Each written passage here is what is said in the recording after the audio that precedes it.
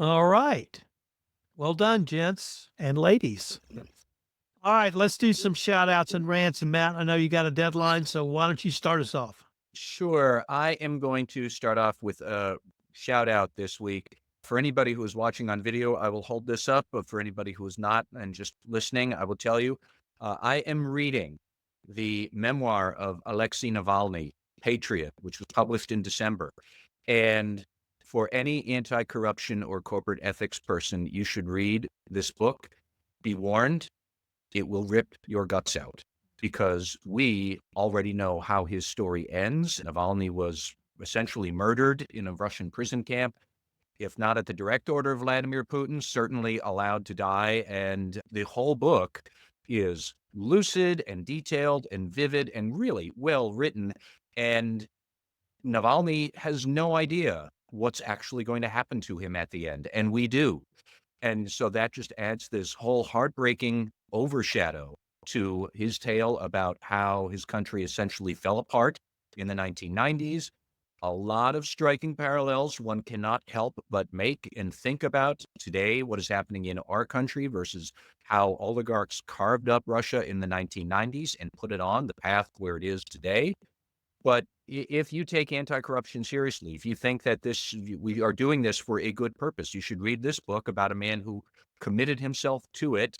And I think the worst part for me was the very first chapter where I'll just tell you, he was setting the scene of how he was first poisoned, I think in early 2020 on a internal Russian flight, and how people were trying to keep him alive, which they did at that point. And he describes how everybody on the plane was telling him, "Don't die." And the last word of that first chapter is, spoiler alert, "I didn't die." And you read that knowing he's dead, and it hits you. Few books I have ever hit me. I'll stop there, read the book. It is one of the best things I could imagine a compliance of. All right. Mr. Armstrong, do you have a shout out and or rant for us today? Yeah, Alan normally gets the culture references, but I'll get one in first. One of the best lines in film, I think, is nobody's perfect.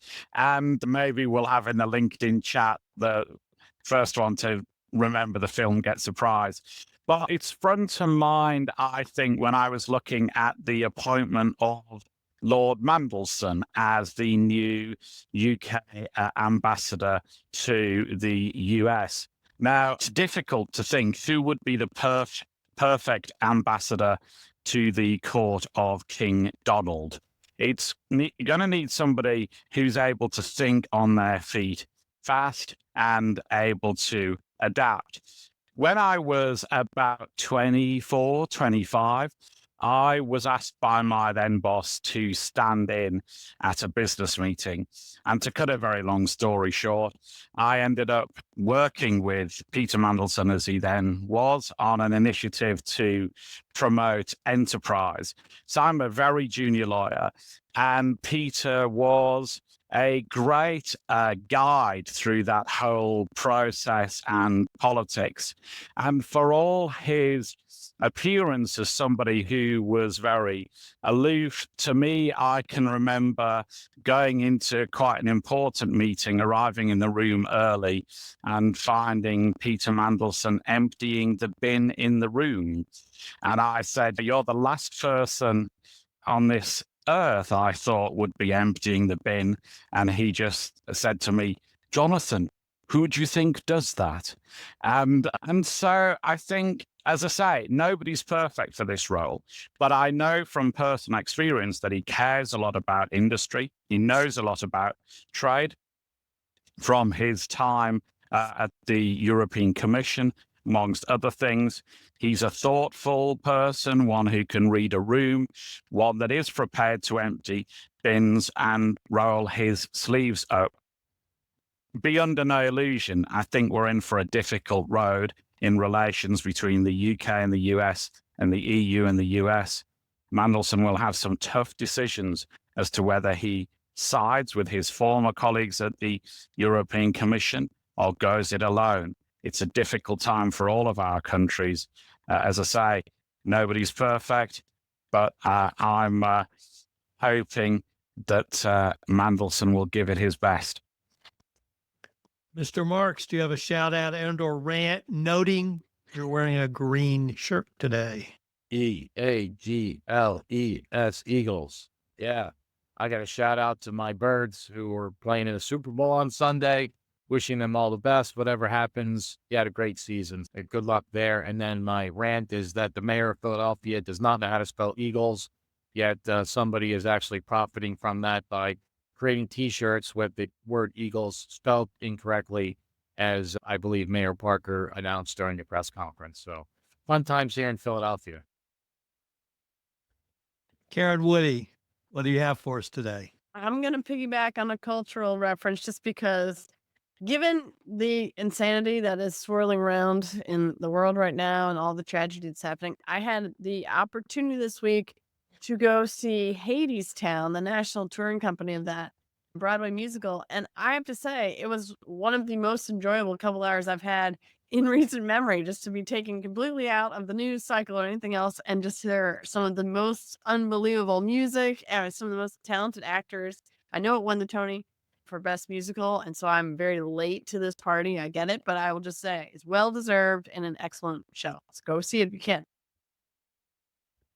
Karen Moore.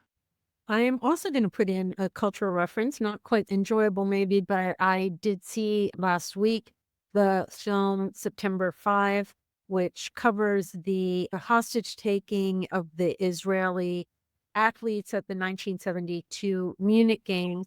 It is, for me, one of the very first news events that I really recall getting engaged in, watching in real time. In those days, we were all glued to watching the Olympics, and all of the came up. This film showed the perspective of the media covering the event and the issues that they have to deal with. If there is a hostage executed, do we show it live? What about the victims' families, etc.? So grappling with some of the ethical issues alongside a lot of the technical issues, the fact that they actually needed to rush film and develop film, cut film, show film, is a really different time, something that resonates in my memory. So if you have read the Navalny book and still not jumped off a bridge, this is not an uplifting film. I will not say how it ends because I suppose there are a lot of people, unlike me, that maybe don't recall how the story ends, and I'll let that tension unfold because I think that the media coverage of it does a really great job at kind of displaying the degree of uncertainty when you're covering things in real time without a lot of access to information. So September 5, it had very limited release, but I encourage you to go see it and then go see Hadestown for something a little bit more uplifting and fun and entertaining. I'm going to shout out to well-known sports podcaster Bill Simmons. Bill Simmons has a twin who lives in his head called Conspiracy Bill. And Conspiracy Bill had one of the greatest conspiracies ever, which he gave us this past week. It starts off with the Dallas Mavericks giving away the third best player in the world, Luka Doncic, to the Los Angeles Lakers. And many thought it was just to save the Lakers, but it turns out it's even more nefarious because the owner of the Mavericks is now Miriam Adelson.